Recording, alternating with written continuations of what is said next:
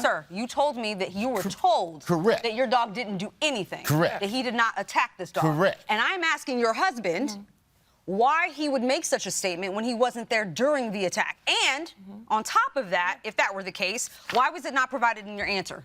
Why didn't you say, I had a conversation with somebody from the pound who said specifically my dog didn't attack another dog? That would be super important to include. Correct. Judge Juarez. Okay. So he was aggressive with, the plaintiff claims her, dog. Correct. With hard to get in the van by animal control. Correct. And when he was, being neutered, I guess when he was in the care of the animal facility, they said he was very difficult and didn't like his leash. I didn't hear that. That's new. We never heard that before. Page 7 of your own evidence. Exam. Unable to put hands on dog to examine. P is aggressive. Aggressive. That's worse than difficult. Aggressive. Who said Hates that? the leash. Those are the treatment notes from the folks that treated him at the facility. So here's the question. Who did he attack? Do you think that there were 2 pit bulls running outside on the same street? Because here's how you know it was your dog. Your dog got out. Your dog was captured by animal control. Your dog was tracked through the neighborhood by this gentleman, and he was put away. We would have to believe that there are that he has a phantom twin out there. That's ridiculous. I'm going to go ahead and open this up to my colleagues. Thank you. Ms. Gallegos. Yes. What is your husband's name? Kenny.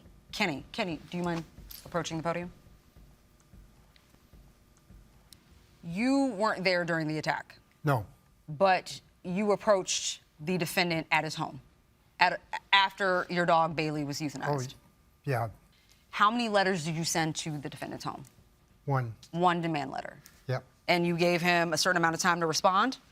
And he didn't, so you decided to go to his home? Yeah. I didn't decide. I was driving down the street. Oh. And I seen David taking groceries out of his car, so I stopped and I asked him what he was going to do about this vet bill. Okay. And what was the conversation like? It What'd he seemed say? cordial to me. He told me he was sorry. Sorry about what happened to her and what happened to my dog.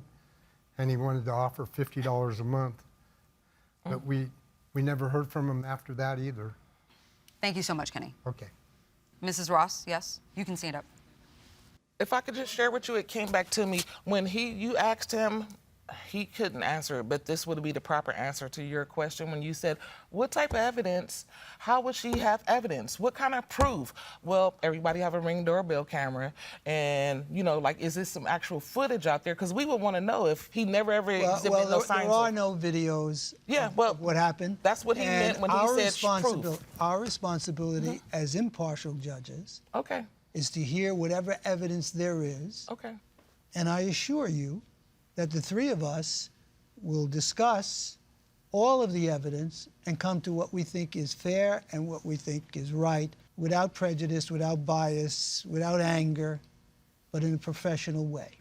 Your Honor, I'd just like to take the time to tell them I'm thankful that none of y'all was bitten or hurt by my dog. Good. Okay. We're going to excuse all the parties while we deliberated this matter. Thank you. All right, we've reached a verdict. It's not entirely unanimous, but we have found liability of the defendants. And before I specify exactly what the ultimate verdict was, I think I need to make a statement about the tragedy that occurred in this case and how deeply it affected the plaintiffs and us. We all have pets on this bench. And we understand the bond, how powerful it can be, and how it makes our lives better. Now, you've asked for your veterinarian bills. My colleagues and I had a disagreement about what was fair.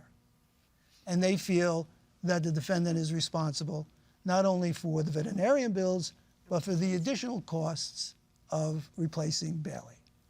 So the verdict is in favor of the plaintiff at $1,591. And that's to compensate you and your husband for your loss. And that's the verdict of the court.